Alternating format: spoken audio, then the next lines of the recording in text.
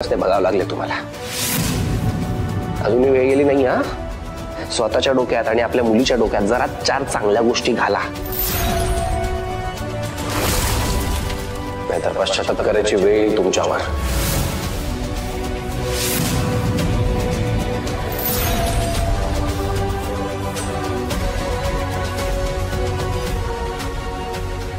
अंजली चल तू आज चल, तुला बघते। चल चल आज चल।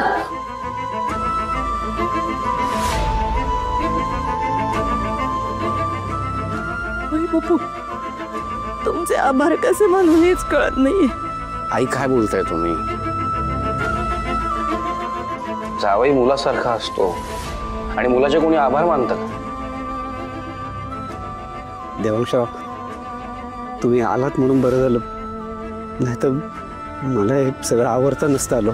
ऑफकोर्स आम्हाला यायचंच होतं आणि इथून पुढे पण प्लीज लक्षात ठेवा, आयुष्यात काही प्रॉब्लेम असला ना तरी मी कायम असणार आहे तुमच्या बरोबर।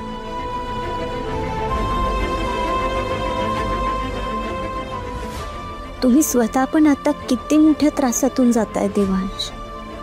आपल्या घरात एवढी उलथा बालत होती तरी तुम्ही माझ्या आईसाठी धावून आलात। कोणता नवरा बायकोच्या माहेर जेवढा विचार करतो? म्हणूनच मी नेहमी म्हणत असते की मी खूप भाग्यवान आहे। आणि आई प्लीज काळजी घ्या स्वतःची। इथून पुढे काही लागलं तर निसंकोचपणे मला प्लीज सांगा।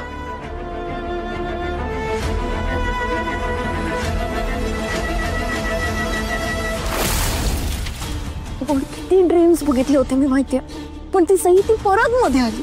कसं हाताला धरून हक्कलं माहितीये मॉम मला घरातून। मला हक्कलं आणि त्या बॉबकटवालीला ठेवून घेतलं घरात। ती बाई किती नीच आहे मॉम माहितीये ना ग तुला। तिला जेव्हा गरज होती ना त्या सईला बाहेर काढताना तेव्हा बरोबर माझा यूज केला तिने, आणि आता जेव्हा मला बाहेर काढताना गरज होती तेव्हा ती बाई ना कोपऱ्यात बसून तमाशा बघत होती फक्त। पण सगळ्यात वर्स्ट ना मॉम, सगळ्यात वर्स्ट तो हिंदोळा आहे। किती बोलला माहितीये मॉम मला तो ओंकार सगळ्यांसमोर, एक नंबरचा लूजर आहे। चुप अगं चुप, रडगणं बंद कर तुझा बेशरम कुठली। माझ्यावर काय भडकतेस तू मॉम? भडकू नको तर काय करू? पूजा करू तुझी? ग या घरात तुझ्या पाठीशी कोण उभं राहत असेल ना ती मी फक्त एवढं लक्षात ठेव। आणि माझ्यापासून लपवलीस तू ही गोष्ट? मलाच सांगितली नाहीस तू बिनलग्नाची राहतेस? आता सगळ्या लोकांना कळलं तर लोक काय काय बोलतील।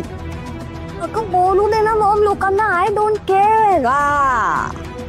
छान छान अक्कल पाजळत आहे। नाही नका करू, लोकांची पर्वा करू नका, पण या आपल्या गरीब बिचाऱ्या आईची तरी पर्वा करायची। हा मी त्या सगळ्यांसमोर फुशारक्या मारतीये चाळी, माझी लेक जहागीरदारांची सून झाली, जहागीरदारांची सून झाली। आता त्यांना सगळ्यांना कळलं ना तर शेण घालतील तोंडात। आणि पळून गेला होतात ना ग तू ग, मग लग्न का नाही केलं? अगं मॉम तुला कळत कसं नाहीये? त्या हिंदोळ्याशी लग्न करू का मी? त्याच्याकडे ना अक्कल ना डोकं। अगं स्वतःच्या घरातच व्हॅल्यू नाहीये त्याला, त्याच्याशी लग्न करू म्हणते मी। बाई म्हणजे अशीच बिन लग्नाचे आयुष्यभर राहणार होतीस की काय त्याच्या बरोबर? हो नाही ग मॉम नाही, कधीतरी आयुष्यात पुढे जाऊन केलं असतं त्याच्याशी लग्न, पण आत्ता नसतं केलं ना मॉम। आणि मला वाटलं होतं आयुष्यात काहीतरी करेल तो, काहीतरी तर करेल, पण त्या पाहुण्यातला काहीच जमलं नाही। आणि त्याचं सोड ग मॉम, तू माझ्यावर कॉन्सन्ट्रेट कर ना। माझं काय, माझे पण ड्रीम्स आहेत ना मॉम, मला पण ऍक्ट्रेस बनायचंय। आणि तुला माहितीये ना या फिल्मच्या फील्ड मध्ये ना लग्न झालं की करिअर नाही घडत। काढी लाव तुझ्या त्या करिअरला। के दिवस इतक्या वेळा सांगितलं की बाई आता खड्ड्यात घाल तुझं ते करिअर। आता जहागीरदारांची सून झाली आहेस तू, काही गरज नाही तुला त्या फालतू करिअर बिरिअरची, पण डोक्यात शिरत नाही ना। वा मला वाटलं होतं वा किती छान, जहागीरदारांची सून झाली माझी लेक, गंगेत घोडं नाही ना पण घोडं एक डुबकी मारून परत आलाय। आणि जरा डोकं असतं ना तुला तर त्या सगळ्या जहागीरदारांना आपल्या खिशात घालून त्या सईचा पत्ता आधी कट केला असता। ते जमलाय? करिअर करतेय. पण मॉम मला इथे इतकं लो फील होतं आणि तुम्हाला सपोर्ट करायचं सोडून ॲनिमल प्लॅनेट काय सांगत बसलीये. मॉम तू मला सोल्युशन सांगणार आहेस की नाही? नसेल सांगणार ना तर बोलूच नकोस माझ्याशी. का का का का का आता लाव ना डोकं लावलं ना. इतके दिवस अक्कल पाझळली ना. बिन लग्नाची राहिलीस ना त्याच्या बरोबर. ग तो देवांश ना उलट्या खोपडीचा आहे. अगं केस करायला निघालाय आपल्यावर. काय करशील? आणि ते तुझे वडील तीर्थरूप त्यांना तर काय तेच हवाय तिथेच म्हणाले पोलिसात द्यायचं ना. काय करणार आपण दोघी? अगं तिथे इतके दिवस त्याच्या बरोबर एका खोलीत अशी बिन लग्नाची राहिलीस. नको ते घडलं असतं त्या ओबीच्या बरोबर तर काय केलं. ए बाई नको ते घडलं नाहीये ना खरंच. नाही तर जीवच जायला लागतो. काय यार तू पण ना मॉम.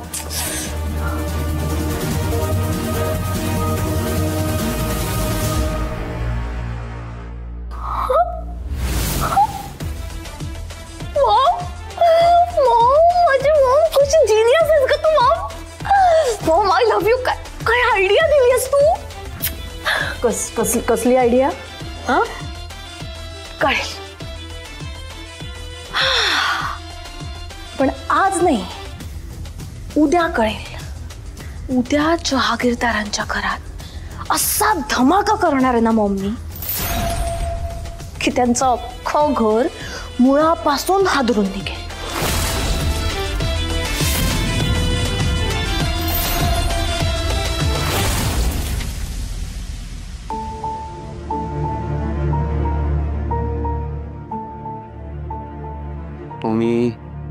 टॉमी ते खाऊन घे बाबा.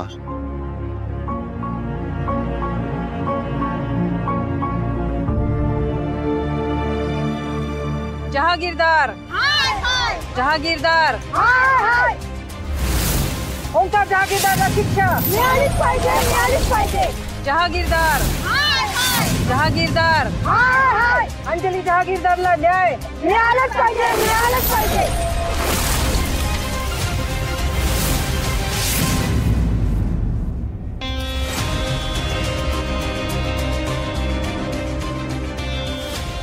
अंजली जहागीरदारला न्याय. एक मिनिट अंजली जहागीरदारला न्याय मिळालंच पाहिजे. जहागीरदार जहागीरदार ओंकार जहागीरदारला शिक्षा झालीच पाहिजे. हे बघा तुमचा आक्रोश मी समजू शकते पण तुमची आमच्या कुटुंबाबद्दल काय तक्रार आहे ते आधी सांगा तरी.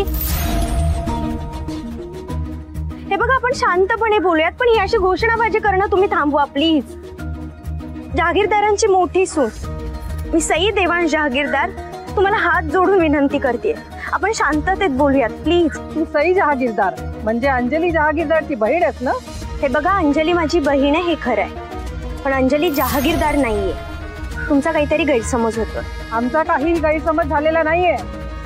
अंजलीला जहागीरदार बनायचा पूर्ण हक्क आहे पण तुमच्या कुटुंबाने ह्या बिचाऱ्या मुलीवर अन्याय केलाय आणि आता बहाणेबाजी करताय. काय बोलताय तुम्ही? कसला अन्याय केलाय आम्ही तिच्यावर? एकतर आम्ही काय केलं हे आम्हाला माहित नाहीये. तुम्ही प्लीज व्यवस्थितपणे सांगा म्हणजे आम्हालाही स्पष्टीकरण देता येईल. या तुमच्या ओंकार जहागीरदारने अंजलीला लग्नाचं आमिष दाखवून घरात ठेवून घेतलं. तिच्याकडून घरातली कामं करून घेतली. तिचा वापर केला आणि जेव्हा अंजलीने आपला हक्क मागितला तेव्हा मात्र सगळ्यांनी तिचा अपमान करून तिला घराबाहेर काढलं. हे खोटं आहे का? ओंकार जहागीरदारने अंजलीची फसवणूक करून सुद्धा तुम्ही त्याला पाठीशी घातलं. हे खोटं आहे का? तुम्ही अंजलीला रातोरात घराबाहेर काढून टाकली आणि हे कोणाला कळू द्यायला नको म्हणून इथे मुंबईपासून लांब राहताय. हे खोटं आहे का? लक्षात ठेवा मिसेस जहागीरदार अंजली एकटी नाहीये. तिला आमच्या संस्थेचा पूर्ण पाठिंबा आहे. आम्ही तुम्हाला सोडणार नाही आणि ओंकारला शिक्षा भोगायला भाग पाडणार. लक्षात ठेवा. ओंकार जहागीरदार जहागीरदार ओंकार जहागीरदारला शिक्षा झालीच पाहिजे. जहागीरदार अंजलीला न्याय मिळालंच पाहिजे. अंजलीला न्याय मिळालंच पाहिजे. जहागीरदार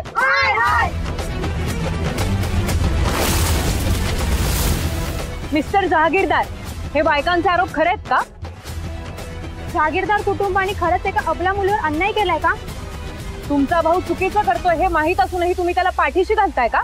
एक मिनिट, तुम्हाला ना जे काही घडले ते जरा ट्विस्ट करून सांगण्यात आले. ओके, म्हणजे तुम्ही मीडिया समोर अंजलीला खोटे ठरवताय की हा पण तुमच्या भावाला पाठीशी घालण्याचा प्रयत्न आहे? मी कोणालाही माझ्या पाठीशी घालत नाहीये. हो, हे बघा, तुम्हाला मिळालेली माहिती अगदी खोटी आहे. अंजलीवर कोणताही अन्याय झालेला नाहीये. उलट तीच खोटं बोलून आमच्या घरात घुसलीये. लग्नाचा खोटा दावा करून ती या घरात आली आणि आमच्या घरच्या कुटुंबाला तिने त्रास दिलाय. आणि हेच खरंय. हवं तर तुम्ही तिला विचारू शकता इथे बोलवून. त्याची काहीच गरज नाहीये.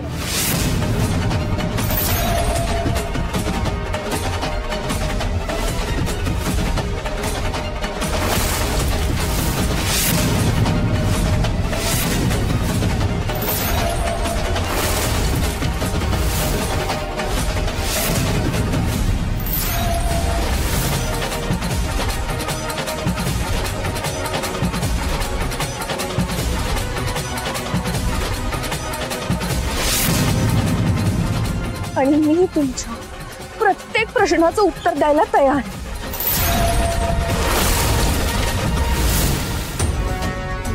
हो सर, खोटं बोलले मी. पण मी का खोटं बोलले हे विसरलीस का ग तू? सांग ना, का खोटं बोललीस सांग. यांना माहितीये, यांना माहितीये काय झालंय. पण तरी माझा सगळ्यांसमोर अपमान करायचा ना, म्हणून मला हा प्रश्न परत विचारताय. फाईन, तुला सगळ्यांसमोर ऐकायचं नसेल, मी सगळ्यांसमोर सांगते. मला अजूनही ते दिवस आठवतात जेव्हा मी ओंकारच्या प्रेमात रडत बसायचे.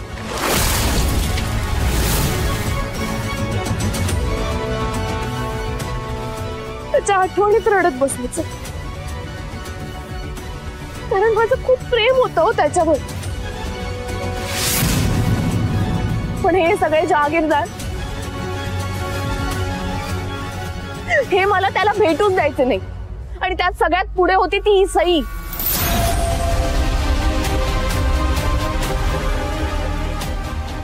तिने तर शपथ घेतली होती ना, मला आणि ओंकारला कधीच एकत्र येऊ देणार नाही. अहो, माझी बहीण असून पण ती कायम माझ्या विरुद्ध जहागीरदारांचे कान भरत राहील. आणि हा ओंकार, याला घरच्यांविरुद्ध लग्न करायचं नव्हतं. हो, मग माझ्याकडे काय ऑप्शन उरला होता?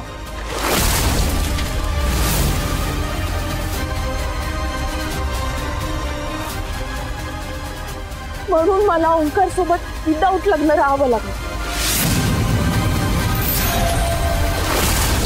पण मला काय माहित होतं, ज्या माणसावर मी इतका विश्वास ठेवला, ज्याच्यावर भरोसा करून मी माझं घर सोडलं, तोच माणूस माझी साथ सोडून देईल.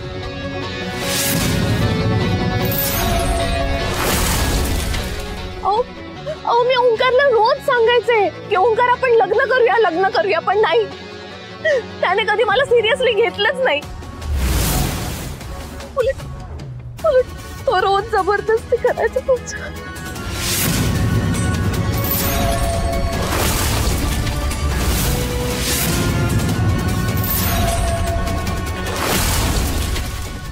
खोटं बोलतेस तू. एक नंबरची खोटाडी मुलगी आहेस. जे सत्य आहे ते अगदी याच्या उलट आहे.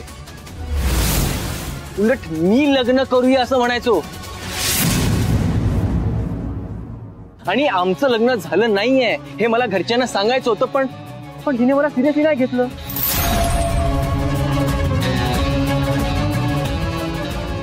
काय माणूस आहे हा?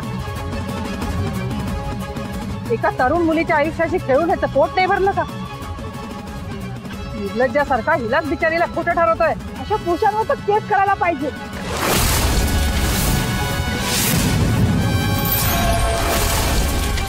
जेलमध्ये जाय ना, तेव्हा अक्कल येईल यांना.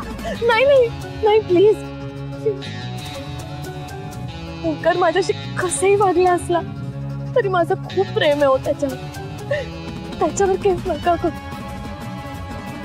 आणि मला साधी गोष्ट हवी. मला इतकंच हवंय की जहागीरदारांनी मला एक्सेप्ट करा.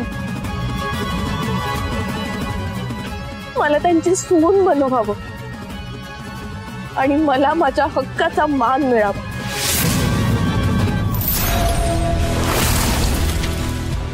हो प्लीज अंजली, बंद कर तुझी नाटकं. हे बघ, आम्हा सगळ्यांना माहितीये की तू हे फक्त पैशांसाठी केलंयस. ओंकार, अरे काय बोलतोयस तू? ओंकार, मी हे सगळं आपल्या बाळासाठी करते.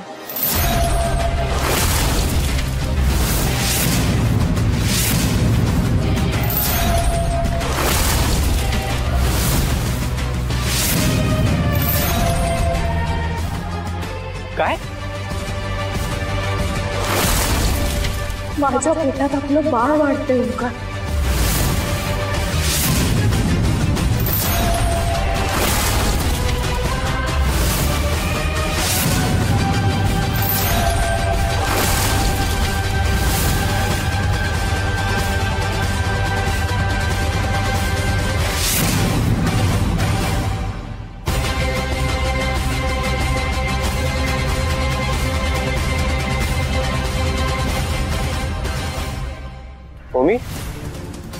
ओमी काय बोलते ही अंजली? हे खरंय?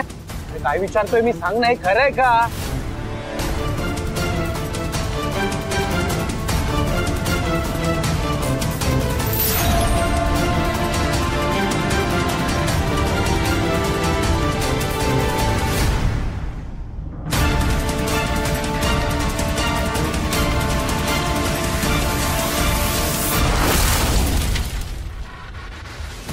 ओमी काहीतरी बोल, मी तुला विचारतोय, हे खरंय का? अरे मूर्खासारखं गप्प काय, बोल ना काहीतरी, हे खरंय का?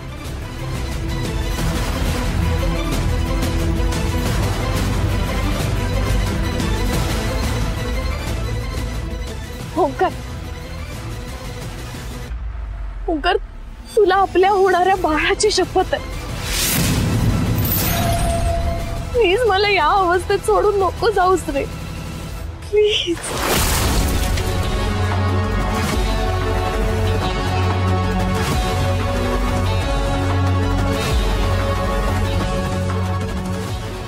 To help. तिच्याशी अशी वागायची हिम्मत करू नको. एकटी नाही आहे ती. ओमी ओमी ओमी प्रेस वाले वगैरे पण आहे. रिलॅक्स रिलॅक्स, शांतपणे हँडल कर.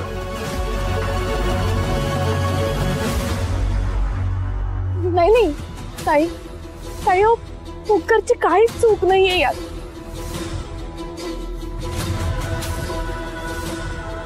तुम्ही बघताय ना तुम्ही घरच्यांचं किती प्रेशर आहे त्याच्यावर. तुम्ही तरी बिचारा काय बोलेलो.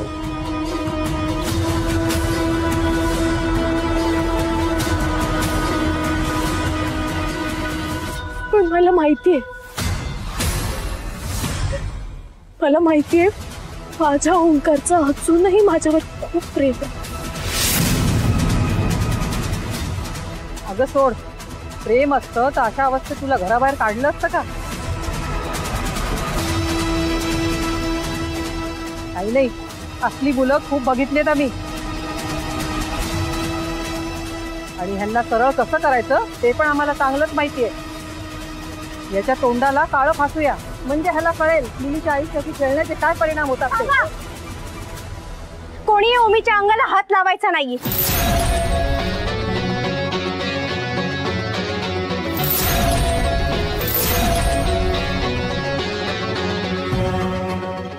हे बघा, तुम्ही समाजातील पीडित बायकांसाठी काम करता, त्याबद्दल मी तुमचा खूप आदर करते.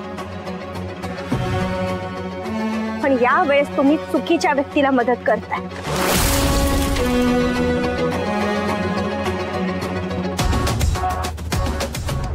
आणि तुम्ही फक्त एकाच व्यक्तीची बाजू ऐकून घेऊन ओमीला अशी शिक्षा नाही करू शकत. जशी तुम्ही अंजलीची बाजू ऐकलीये तशीच तुम्हाला ओमीची पण बाजू ऐकून घ्यावीच लागेल.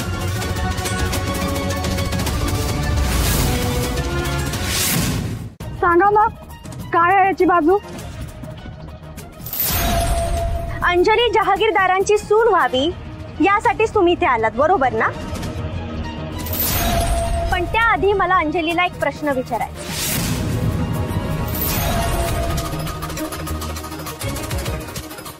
मला सांग अंजली, तू आई होणार आहेस याचा तुला खूप आनंद होत असेल नाही का?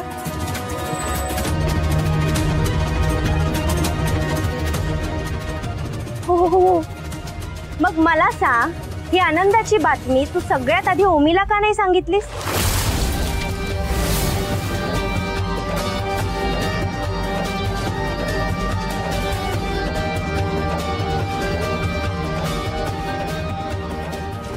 हे असं प्रेस, मीडिया आणि मोर्चावाल्यांना घेऊन यायची काय गरज होती ग?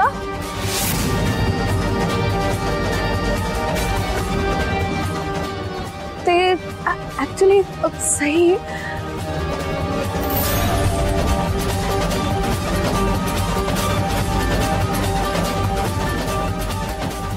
बरं ओमीचं राहू दे, ही बातमी तू मला किंवा आईंनाही सांगू शकत होतीस ना?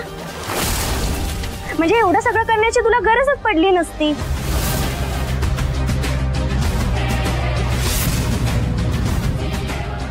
म्हणजे काय म्हणायचंय? फक्त अंजली गरोदर आहे म्हणून तुझा सुधार करणार का? अजिबात नाही. अंजली गरोदर जरी नसती तरी सुद्धा आम्ही ओमीशी लग्न लावूनच देणार होतो.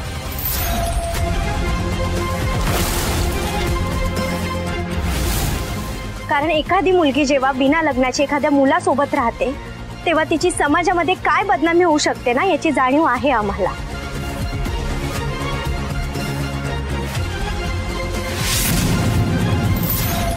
आणि हो, अंजलीला आम्ही घराबाहेर काढलं कारण अंजली आणि ओमीने खोटेपणा केला होता. आमच्या सगळ्यांची फसवणूक केली होती आणि म्हणून आम्हाला या दोघांनाही त्यांच्या चुकांची जाणीव करून द्यायची होती.